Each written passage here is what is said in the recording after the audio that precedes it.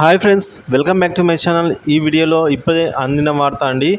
SBI bank కొత్త ప్రకటన, ఆనందంలో కస్టమర్లు. సో ఎస్బీఐ వారి కస్టమర్ల కోసం గుడ్ న్యూస్ అయితే తెలపనుంది. మరి పూర్తి వివరాలంటే తెలుసుకుందామా? వీడియోలోకి వెళ్ళే ముందు వీడియోకి అయితే ఒక లైక్ చేయండి, వీడియోను చివరి దాకా చూడడానికి ప్రయత్నం చేయండి, అప్పుడే పూర్తి ఇన్ఫర్మేషన్ అర్థమవుతుంది.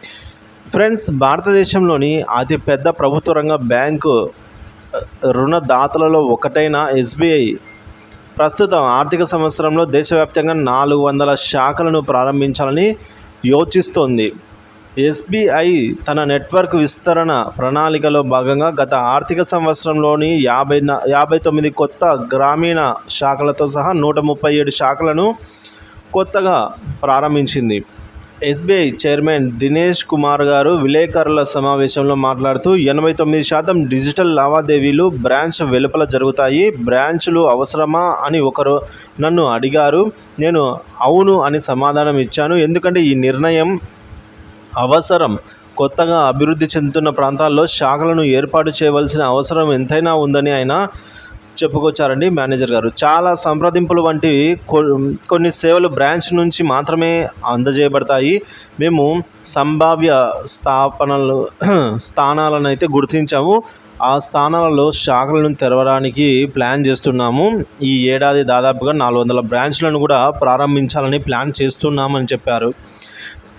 ఎస్బీఐ మార్చి 2024 నాటికి దేశవ్యాప్తంగా 22,542 బ్రాంచులను కలిగి ఉంది. గత ఆర్థిక సంవత్సరంలో ఎస్బీఐ దాని అనుబంధ సంస్థ అయిన ఎస్బీఐ జనరల్ ఇన్సూరెన్స్లో అదనంగా 489 కోట్ల పెట్టుబడి పెట్టింది. ఉద్యోగుల స్టాక్ ఓవర్షిప్స్ స్కీమ్ ఈఎస్ఓపిను కేటాయించింది.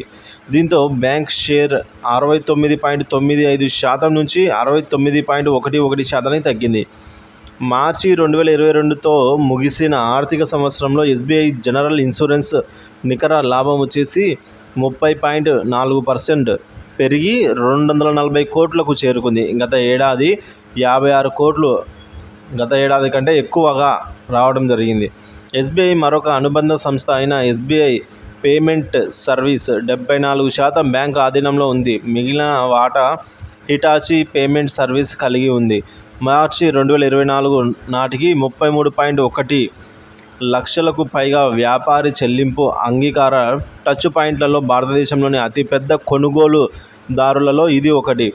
కంపెనీ నికర లాభం గత ఏడాది 159 కోట్ల నుంచి ఫైనాన్షియల్ ఇయర్ 2024కి 144 కోట్లకు తగ్గుముఖం పట్టిందని చెప్తున్నారు. సో మొత్తానికి అయితే బ్రాంచ్లను అయితే ఓపెన్ చేసేదే 400 శాఖలు కొత్తగా మేము కొన్ని ప్లేసెస్ అయితే గుర్తించాము.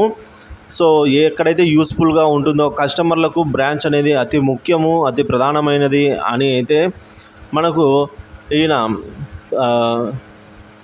సో చెప్పడం జరిగిందండి. సో మరి ఈ విధంగా కొత్తగా గ్రామీణ మరియు అవసరం ఉన్న చోట్ల ఎస్బీఐ చైర్మన్ దినేష్ కుమార్ గారు ఈ విధంగా అయితే సమాధానం ఇచ్చారండి. బ్రాంచ్లను నెలకొల్పుతామని చెప్పేసి.